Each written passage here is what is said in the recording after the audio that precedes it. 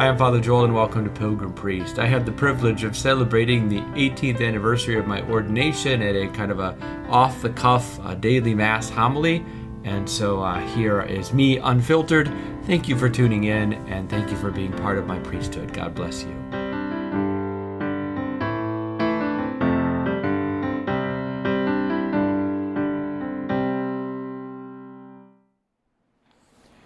I've been reflecting a lot on the past 18 years of priesthood, thinking about my ordination. One thing that occurred to me was kids that were born the year I was ordained are now graduating from high school. So I have to say that makes me feel like I've been a priest for a long time. We were just down at the cathedral on Saturday for the annual ordination. It's usually a Saturday somewhere at the end of priest studies, so at the end of May to June. Would be the typical schedule in the Green Bay Diocese. When guys are coming back from Rome, the tests are later in Rome, the school year starts later in the fall. And so this particular fellow, Nico Stelpflug, he's from the Combined Locks, and he was also studied at the North American College in Rome, so he had to have time to finish his studies and get back, and so it was a little bit later. The same thing was the case for me. I was wrapping up my studies in Rome, and so they had set the ordination for the 30th of June. And then the next day I celebrated my first Mass at Most Precious Blood in New London. So it was a good memory to go back and be at the cathedral at the same time for another ordination, this time being one of the many priests in the cathedral kind of celebrating the Mass. And then priests have kind of three roles in an ordination. The bishop himself is the one who ordains. Ordination is the one of the seven sacraments that only the bishop can do. Of course, with confirmation, the bishop is usually the celebrant. So the bishop does most of the work, but after the bishop lays his hands on the priest's head, all of the priests who are present there come through, and they all lay their hands on the candidate's head. And then they all kind of stay in the sanctuary, saying nothing, but sort of praying along with the bishop in solidarity. And it's a sign, I think, that the priesthood is the bishop is the one ordaining, but the fellow priests are part of that process. And then we come through a second time after the ordination is finished and give the priest a sign of peace, a sign of our solidarity with him.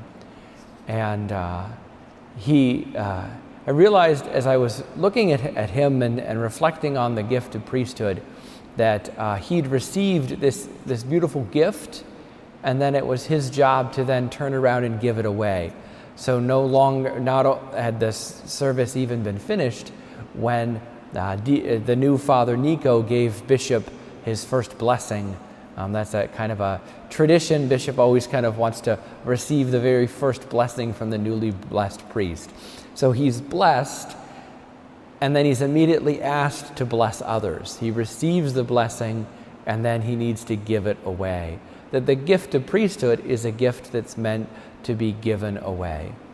I told the kids at Totus Tuus this past week that you are a gift, and you're a gift that's meant to be given away. And what a beautiful thing to think of how God has created you, has made you a special gift, but then he's meant you to be given away. And vocation is really how we give ourselves away. I think there's a lot of obstacles to people becoming priests, but these days, not the least of which are small families, though in Nico's case, it's just a family of two. And his sister is married with 3 kids, so parents have done okay in the grandkid department, even with one of their 2 children becoming a priest. But I think of how marriage is really a way that you give yourself away. Religious life is a way that you give the gift of yourself away. If only that all of our kids knew that they are a gift, but then we're looking for how God had called them to make that gift of themselves to others. So I think priesthood kind of stands out because it's very obvious that it's a sort of self-giving service. And in a way, it looks like, well, you can live for yourself in any other vocation, but in priesthood, you have to make a gift of yourself. But that's not really true. It's not really true in two ways. One, there's no other vocation that you can really live for yourself and have it be a successful vocation. Even just the vocation of being a baptized Christian is a gift that's meant to be given away. By being a visible sign to the world of God's love, by loving others as Christ has loved us. So even just baptism requires that self-giving. But then the second thing is there's lots of ways in priesthood that you can avoid giving yourself away, that you can try to work out a schedule that works for you, that you can try to just live priesthood in a way that's insulating. And so there are actually lots of ways that priests can kind of hold on to themselves. I think in marriage you really can't hide, like at least you can't hide from your spouse, right? Like they're gonna figure you out eventually. But in priesthood you kind of can, and so there's a need in priesthood to always choose self-giving, to continue to give generously. And so my hope is that the new Father Nico will learn to make a generous gift of himself, and that priesthood would be about how he can serve the people, and not about himself looking good or sounding good or impressing people, but there's always that temptation. The other thing I thought about, I was talking to a couple preparing to be married in the Catholic Church in a few weeks, and the bride mentioned the fact that she realizes that there's no way they're gonna be able to be the perfect Catholic couple. And I think she sort of thought that that's what marriage was all about, that somehow she was called to be the perfect Catholic couple. And she's realizing that's impossible, but ultimately that's not what God called her to, right? God's calling her to a life of self-giving love in the midst of a difficult and challenging world, and it's not going to be perfect. And in a similar way, as she was saying that, I realized that 18 years ago, I too thought that living as a priest, I was going to have to do it right, I would have to be the perfect Catholic priest, and what would it take to be the perfect Catholic priest? And there was just one problem, it was me trying to be the perfect Catholic priest. So it was never going to work from the start, but I didn't know that. I just thought that if I had the right technique, if I had the right whatever, I would eventually be able to be the perfect Catholic priest, And so I think I put a lot of pressure on myself. When we see this reading from Genesis, this is kind of a famous scene. Sodom and Gomorrah are wiped out by brimstone and fire, the Bible says. And a lot of scholars have been skeptical of this, though I recently read that there's archaeological evidence of what's called an airburst, that is a meteor that exploded in midair over and affected about a 200-mile radius in this very area that they're referring to back in Abraham's day. So it's entirely possible that there was a real event, like cities literally caught on fire from a meteorite strike, and that this is then recorded, and it's recorded in the Bible in this way, that the people are so wicked that they need to be destroyed. And Abraham, like I think all priests, think, well, we have to fix this problem, right? We have to convert the people. We have to stop this from happening. And so Abram points out, he asks the Lord, if there's 40 righteous people there, or he starts with 50. If there's 50 innocent people, would you destroy the city? No, I would not destroy the city for 50. So Abraham then asks about 40, 30, 20, and works his way down to 10. For 10 righteous people in the city, God would not destroy the city. There weren't 10 righteous people in the city. Lot, Abraham's nephew, and his wife and their kids were the only righteous people in the city. So angels appeared and told them, you better get out and don't look back. And they fled, except that Lot's wife looked back and turned into a pillar of salt. She wasn't ready to completely leave. And the church has traditionally seen this as an analogy for Christians living in the world, that we need to be righteous regardless of how the world is, and we have to not look back, as it were, like not be attached to the things of this world. But here is the answer. It's not trying to fix everyone else, but are you one of the righteous people living in the city? For just 50 righteous, even just 10, the Lord would have saved Sodom and Gomorrah if only 10 people had lived for the Lord. And so I feel like priesthood comes with this invitation that I can't control what everyone else is doing, but I can control what I'm doing. And there's a temptation to judge the church, or to say the church needs to be doing this or that, the world needs to be doing this or that, the people around me need to be doing this or that. But what is it that I'm called to do? And am I living my priesthood well? Are each of us living our own vocation well, allowing the Lord to love us and then loving others through us? We can't make the gift of ourselves to others if we don't allow the Lord to first love us. We have to receive His love so that we can share it. And so I think it's important for us to be in a relationship with the Lord, and we see that that is in fact what Abraham is doing, that he's walking with the Lord in his daily life.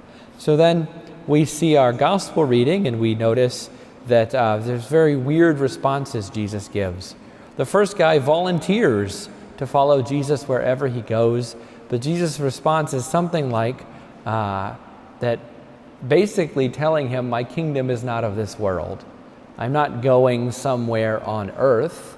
I am on a pilgrimage through this world. And so there seems to be an invitation to set your sights on something beyond this world. And then the second response, Jesus invites someone to follow him, and the guy's response is, let me first go and bury my father. Now, there's no more important responsibility in the Jewish religion than for a son to take responsibility for his father's burial. So when Jesus says, follow me and let the dead bury their dead, he's making a response that would shock any Jewish listener. But what Jesus is trying to say is that there's nothing more important than following him. Even burying your father isn't a more important responsibility than following Jesus. Now, if the man had said, yes, sir, I'll follow you wherever you go, maybe Jesus' response would have been, good, go bury your father and then come back, right? That accepting following the gospel does not get him out of his family responsibilities, but it kind of changes the focus from the gospel as something else we do to the gospel as the main thing we do.